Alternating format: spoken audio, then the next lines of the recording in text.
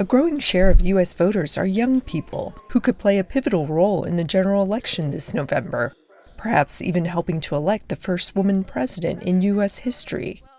That is, if they turn out to vote. The reasons why young people are a little bit more dubious about showing up this election cycle is directly tied to their frustration with how our current government is working. Young people are experiencing a lot of frustration because they're not seeing change happen at the speed in which they would like to see it happen in their communities. But since Vice President Kamala Harris became the Democratic presidential nominee, there's been a notable shift in terms of excitement. The numbers with young voters in particular were great. On enthusiasm especially, we saw a 5 percentage point increase in young voters' intent to vote basically overnight. 19-year-old Celeste Galvez is one of those who's feeling energized by the change.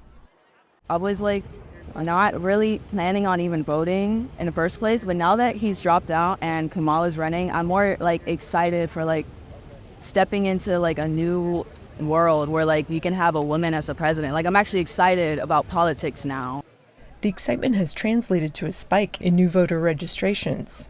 Vote.org reported over 100,000 people registering to vote in the 7 days after Joe Biden announced he was stepping down, with voters ages 18 to 34 making up nearly 85% of those new registrations.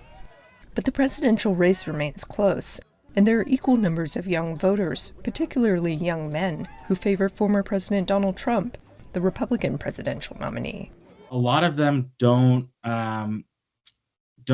find that the U.S. economy as a whole works for them. So when Democrats talk about record job growth, huge number of jobs that President Biden has created, they don't see themselves in that framework. 26-year-old Frankie Russell is one of them. The way to get my age is that you got to talk to my age group. You can't be running the same low taxes, the claim of we just lower taxes, guns, and faith. I'm well, that's not enough. We need other stuff. We need American first policy in general. No new wars. No sending our money overseas, but keeping it at home. Frustration does not equal apathy.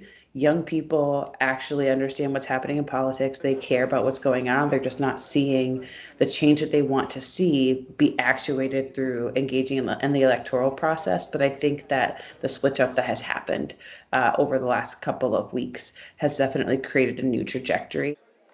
Whether that trajectory will extend to the ballot box remains to be seen, but it's clear that young voters should not be discounted come November. Tina Trinh, VOA News, New York.